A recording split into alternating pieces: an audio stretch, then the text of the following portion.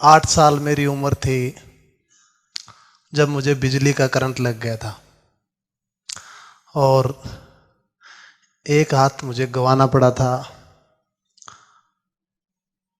8 साल की उम्र में एक बच्चे का हाथ चला जाता है, मेरे ख्याल से उसके माँ बाप और वो खुद बहुत दुखी हो जाते हैं।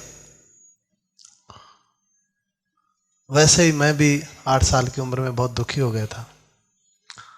और जब मैं वापस आया मेरे गांव में हॉस्पिटल से, तो सबसे पहले एक ही विचार आया कि बच्चों के बीच में तो खेलने नहीं जा सकता, पता नहीं क्या कहेंगे, वो खिलाएंगे कि नहीं खिलाएंगे, कहेंगे भी आप तो कमजोर हो, कि बच्चे के बहुत से विचार आते हैं। उस दिन मेरी मदर ने मुझे घर से बाहर निकाला कि बच्चों के साथ खेल के आओ। शायद मेरी जिंदगी का सबसे बड़ा पॉइंट था वो। और जब मैं बच्चों के साथ खेलने लगा तो मुझे स्पोर्ट्स में काफी रुचि हुई। अब जब मैं रियो ओलंपिक में मेडल लेके घर पे मेरी मम्मी के पास बैठा था, तो मम्मी ने कहा उस दिन मैं तो आपसे कोई ओलंपिक मेडल नहीं लेना चाहती थी, उस दिन मैं उन बच्चों के आपको बराबर लाना चाहती थी।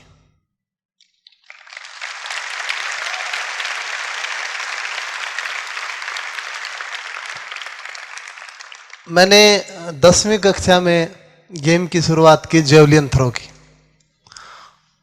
और स्टूडेंट लाइफ में पहली दफा मैं डिस्ट्रिक्ट का चैंपियन बना। तो मुझे ऐसा लगा कि मैंने ओलंपिक मेडल ले लिया है।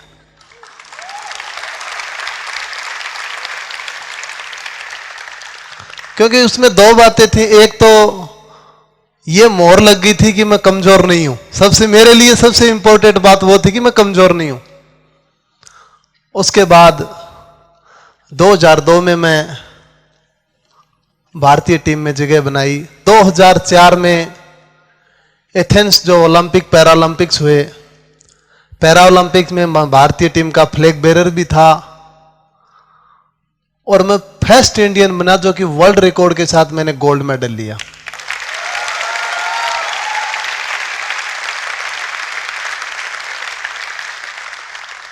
और लास्ट टाइम में क्या हुआ कि मेरा 2008 में ओलंपिक्स में इवेंट नहीं आया जेवलिन थ्रो, और 12 में नहीं आया। तो जब 12 में नहीं आया तो मुझे कहा लोगों ने कि देवेंद्र अब तो छोड़ देना चाहिए आपको गेम, लंबा टाइम हो गया, अब गेम थोड़ी कर पाओगे। तो जब मेरा रियो में इवेंट आया तो मैंने उनसे कहा गेम नहीं देखना आप, मैं रियो में बताऊंगा मैं क्या करूंगा। भगवान की दुआ से उस दिन मैंने ऐसा कंपटीशन लड़ा कि मैंने 63.9 लगाते फिर से वर्ल्ड रिकॉर्ड ब्रेक किया। He's the world record holder. Oh, he's the world record breaker. It's stood for 12 years from his Athens gold, and Devendra 63.97.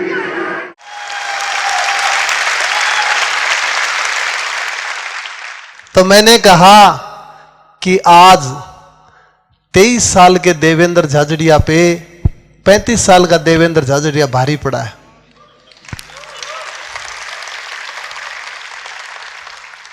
जिंदगी में कोई काम मैं नहीं मानता मुश्किल है, कोई भी काम मुश्किल नहीं है।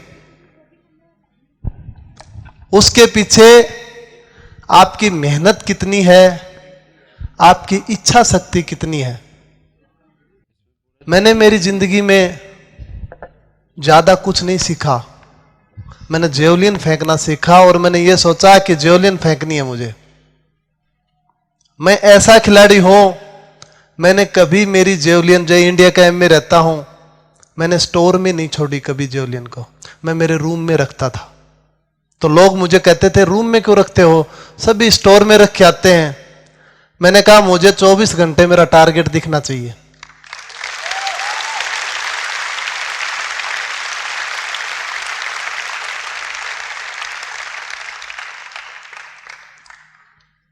मुश्किल नहीं है लाइफ में कुछ। फिर से मैं कहना चाहता हूं आपको, आपके अंदर बहुत ज्यादा कुछ करने की संभावनाएं हैं, लेकिन हम लोग क्या करते हैं, ध्यान इधर भी लगा लेते हैं और ध्यान इधर भी लगा लेते हैं, जबकि लगाना तो ध्यान इधर होता है। ये सबसे बड़ी कमी है हम लोगों में, इसको हम दूर करें।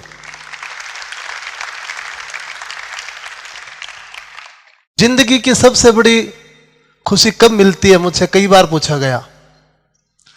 जिंदगी की मेरी लाइफ में जो सबसे बड़ी खुशी होती है, जब मैं ओलंपिक में खेल रहा था और गोल्ड मेडल लेने के बाद जब मैं मेडल ले रहा था मेडल सेरेमनी में, और जब मेरे देश का वो राष्ट्रीय ध्वज ऊपर जाता है, उससे बड़ी खुशी जिंदगी में कभी नहीं हो सकती। हम ओलंपिक होता है तो बहुत चर्चाएं करते हैं, 2 महीने पहले चर्चा में लग जाते हैं और 1.5 महीने बाद या 2 महीने बाद तक उसकी हम समीक्षा करते रहते हैं। हम इसलिए पीछे हैं ओलंपिक में, क्योंकि ऐसी ही चर्चा लगातार 4 साल जारी रहनी चाहिए कि ओलंपिक आ रहा है, ओलंपिक आ रहा है। आज हम 2020 की बात करें तो अच्छा रहेगा।